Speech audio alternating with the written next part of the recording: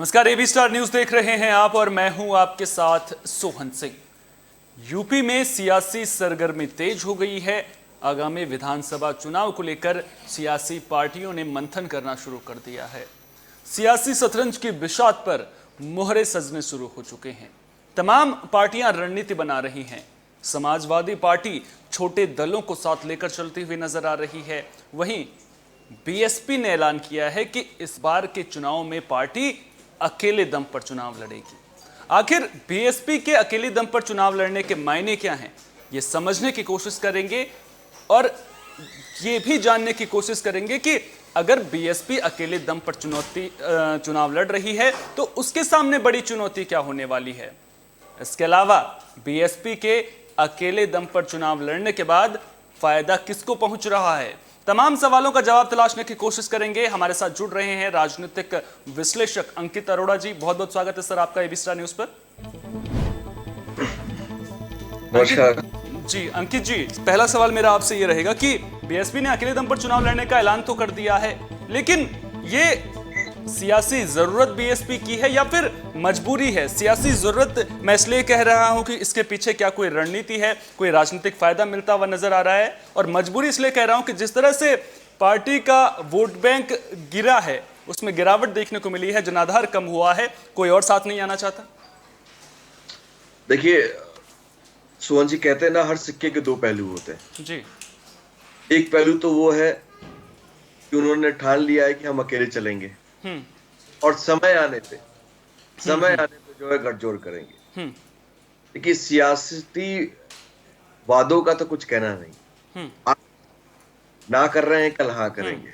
आपने पिछले भी विधानसभा चुनाव में देखा कि कैसे सरकार और मायावती जी की सरकार जो है उन्होंने गठबंधन किया। तो ये कहना ठीक नहीं है कि, और ये कहना बहुत जल्दी है कि ये अकेले चलना चाह रही है। बात रही presence of BSP in UP, तो आई मस्ट से कि भाजपा जो है पहले 6 महीने में, आखिरी 6 महीने में प्रेजेंस बनाने से उस आखिरी इंसान तक नहीं पहुंच पाएगी, उतना इन्फ्लुएंस नहीं क्रिएट कर पाएगी जो क्रिएट करना चाहिए। बिकॉज बीजेपी, भाजपा ने ऑलरेडी जो है ये दलित वोट, यादव वोट और जातियों के वोट को एकत्रित करके एक अम्ब्रेला के नीचे ले आए हैं। ठीक है, ये राष्ट्रवाद के मुद्दे को जोड़ते हुए एक अम्ब्रेला के नीचे ले आए। तो अगर मायावती जी को प्रेजेंस बनानी है या बनानी थी तो ये लास्ट बॉल पे छक्का मारने वाली बात हो जाएगी।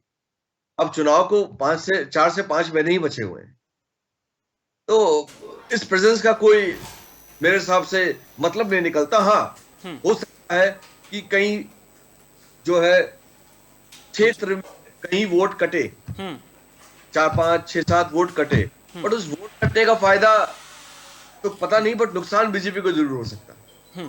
अच्छा, मैं बीएसपी को लेकर के एक अहम सवाल आपसे लेना चाहूंगा कि दरअसल बीएसपी ने अकेले दम पर चुनाव लड़ने की बात तो कही है, लेकिन दूसरी तरफ चुनौती बीएसपी के लिए सबसे बड़ी कौन सी रहने वाली है? क्योंकि बीजेपी से तो सीधा मुकाबला बीएसपी का नजर नहीं आ रहा है, कहीं ना कहीं समाजवादी पार्टी और बीजेपी के बीच में मुख्य मुकाबला माना जा रहा है। तो बीएसपी किसको चुनौती पेश कर सकती है इस बार के चुनाव में? मैं दो वो विकल्प रखना चाहूंगा आपके सामने। एक तरफ भीम आर्मी है जो वेस्ट में कहीं ना कहीं मुसीबत बढ़ा सकती है बीएसपी के वोट बैंक की मैं अगर बात करूं। दूसरी तरफ समाजवादी पार्टी है।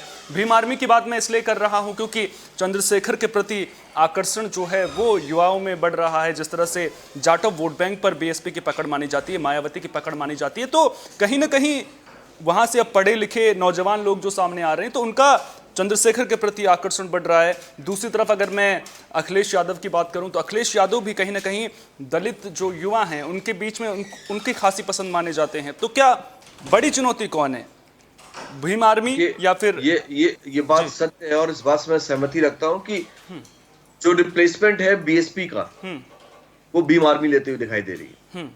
क्योंकि जो वोट बैंक जिसको बीएसपी अपना मान्य बताती थी वो आज होते हुए जो है भीम आर्मी की तरफ शिफ्ट होते दिखाई दे रहा है। पर सवाल ये नहीं है कि कौन कितना किसका कितना प्रेजेंस है, सवाल ये है कि कौन कितना तोड़ पाएगा बीजेपी के केस में। ये एक दल बनाम सारे रद्द हो गए हैं, सारे हो गए हैं। तो विपक्ष भी तो बंटा हुआ नजर आ रहा है ना। साथ विपक्ष तो अभी बटा ही हुआ है, क्योंकि अभी मुद्दा इनका जीत तो है नहीं, जीत सकते नहीं, क्योंकि इनको अपनी प्रेजेंस बहुत ऊंची और बहुत गहरी बनानी चाहिए थी। अब 4-5 महीने में 20-50 रैलियां करके और बड़े बड़े कमिटमेंट्स करके जो है अगर जीत सकते हैं तो ये तो इनकी किस्मत। और जनता इन आधारों पे कभी वोट नहीं करेगी। मेरा मानना है अगर प्रेजेंस बनानी थी तो कोरोना काल के समय प्रेजेंस बनानी थी। मायावती जी पूरे कोरोना काल में कहीं नहीं दिखी, जमीनी स्तर में उनके कार्यकर्ता नहीं दिखे। तो अगर आप दुख में आपदा के समय नहीं दिखे तो अवसर के समय देखोगे तो जनता आपको जो है ताजपोशी नहीं करेगी। अच्छा, 2 सीट 3-4 सीट अगर निकल भी आती है तो फिर विपक्ष के साथ जो है दल बदल करके या वो गठबंधन करके कहीं ना कहीं सिमट जाएगा। अच्छा, एक और अहम सवाल मैं आपसे लेना चाहूंगा। दरअसल जो हाल के मुद्दे रहे हैं, आपने कोरोना काल का जिक्र किया, मायावती एक्टिव नजर नहीं आई। आप इस लखीमपुर कांड को ले लीजिए, समाजवादी पार्टी, कांग्रेस हो, सीधे तौर पर सरकार पर हमला बोलती हुई नजर आई। लेकिन मायावती जो है वो बोला उन्होंने जरूर, ट्विटर पे सक्रिय हुई जिस पर वो पहले सक्रिय नहीं थी, बोला उन्होंने जरूर, लेकिन वो दबाव की राजनीति मायावती से देखने को नहीं मिली। इसकी वजह क्या है? आखिर क्यों मायावती के द्वारा वो दबाव की राजनीति नहीं? क्या वो अपना एक वोट बैंक मानकर चल रही हैं और जिस तरह से ब्राह्मणों को साधने की कोशिश कर रही है मायावती? सोहन जी, ये बहुत ही विषम स्थिति है और मैं कहूंगा ये अचंभित बात है कि अगर घर से बैठे और ट्वीट करके और कॉन्फ्रेंस करके अगर आप चुनाव या नेता बन सकते हैं तो मेरे हिसाब से बहुत लोग बैठे हुए थे। अगर आपको वो प्रेजेंस बनानी है, अगर आप जनता के उस आखिरी पड़ाव तक पहुंचना है तो आपको जमीनी स्तर पर उतरना पड़ेगा। ये डिमांड है, ये नीड ऑफ द आवर है। अब जनता इतनी बेवकूफ नहीं होगी कि एक कॉल पे, एक आह्वान पे जो है वोट अपना बदल दे। जनता भी जागरूक हो चुकी है, उसको भी पता है कौन किसके लिए कब कितना खड़ा है। वो अब सिर्फ और सिर्फ राष्ट्रीय चेहरे पे नहीं देखती, वो प्रदेश के चेहरे पे नहीं देखती, वो अपने क्षेत्र के व्यक्ति विशेष जनप्रतिनिधि पे देखना पसंद करती है कि क्या जब मैं अपनी मुसीबतें लेके, अपना दुख लेके, अपने कष्ट को लेके अपने जनप्रतिनिधि के पास जाऊंगा या जाऊंगी तो क्या उसकी सुनवाई होगी या नहीं होगी। और ये बड़ी दुर्भाग्यपूर्ण बात है कि इस पूरे महाकाल के दौरान जो है कहीं विपक्ष की इतनी प्रेजेंस नहीं दिखी। हाँ, आप प्रेस कॉन्फ्रेंस करके आलोचनाएं कर दीजिए, उससे बदलाव होता है तो मेरा नहीं मानना, मतलब मैं व्यक्तिगत तौर पे इस बात को नहीं समझता।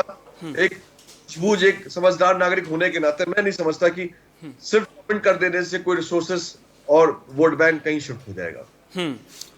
जमीन पर उतरना पड़ेगा, और जब जमीन की बात थी तो मुझे कहीं दिखे नहीं। बिल्कुल, और जब नजर पे कोई बिल्कुल, और जैसे जैसे चुनाव नजदीक आए तो जो और विपक्षी पार्टियां हैं वो हमलावर होती हुई नजर आई। अच्छा, एक अहम सवाल आपसे लेना चाहूंगा, क्या मायावती को लेकर के जनता के मन में इस तरह का सवाल है यूपी की कि पुराने ढर्रे पर चलने वाली पार्टी है? भीम आर्मी का आपने जिक्र किया, तो भीम आर्मी में क्या वो नयापन दिखता है जनता को? क्या ये वजह हो सकती है? और जिस तरह से 2007 से अगर तुलना की जाए तो जिस तरह से 206 सीटें उस वक्त आई थी, अकेले दम पर सरकार बनाई थी, और जो ब्राह्मण वोट बैंक को साधने की जो कवायद उस वक्त की थी और वो सफल हुई थी, तो इस बार दिक्कतें क्या आ रही हैं मायावती के सामने?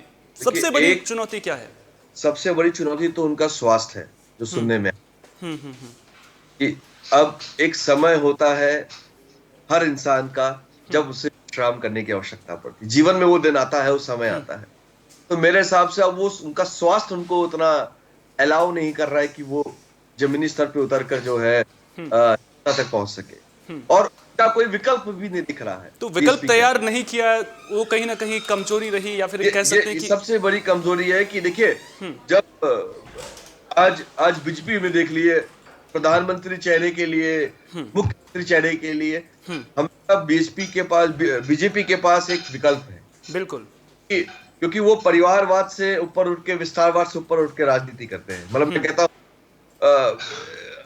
स्कोप बहुत है, बीएसपी में वो दूसरा चेहरा नहीं नजर आ रहा है। अगर तो अभी वो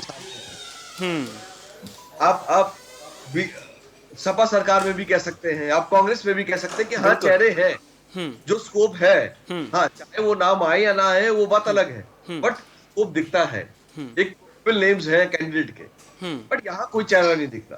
तो ये एक बहुत बड़ा मेरे हिसाब से एक नेगेटिव पॉइंट है, जो मेरे हिसाब से इसको काउंटर करने की आवश्यकता है। बिल्कुल, कहीं ना कहीं, और बीएसपी को इस पर सोचना भी पड़ेगा, क्योंकि जो वक्त है वो कहीं ना कहीं एक तरह से कह सकते हैं कि बीएसपी के हाथ से निकलता हुआ भी जा रहा है, और अगर आपको विकल्प तलाश करना था तो वो एकाएक खड़ा नहीं हो सकता है, उसमें वक्त लगता है और जमीन पर रहकर उसके लिए काम करना भी बेहद जरूरी होता है, और कौन सा आपका विकल्प हो सकता है उसके बारे में पूरी तरह से मंथन किया जाता है। ओवरऑल यूपी चुनाव को लेकर के आपसे सवाल लेना चाहूंगा। जिस तरह से मैंने पहले भी कहा कि मुख्य मुकाबला समाजवादी पार्टी और बीजेपी के बीच में माना जा रहा है। अब समाजवादी पार्टी जिस नीति पर चल रही है कि हम छोटे दलों के साथ गठबंधन करेंगे, कहीं ना कहीं समाजवादी पार्टी उसमें कामयाब होती हुई भी नजर आ रही है। दूसरी तरफ अगर बीजेपी की बात करें तो बीजेपी के खिलाफ कई चीजें जाती हुई नजर आ रही है। एक तो खिलाफ मैं इसलिए कह रहा हूं कि जिस तरह से पश्चिमी यूपी में किसानों का प्रदर्शन आप ले लीजिए, वहां पर नुकसान की संभावना जताई जा रही है। दूसरी तरफ अगर पूर्वोत्तर की बात करें तो ओपी राजभर का साथ छूट गया, वो साइकिल पर सवार हो गए।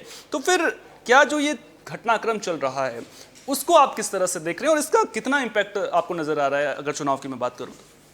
देखिए, चुनाव में लहर बहुत जरूरी है। 2014 में वो लहर देखी, 2017 में वो लहर देखी। एक लहर होना बहुत जरूरी है। आप समझिए, इस समय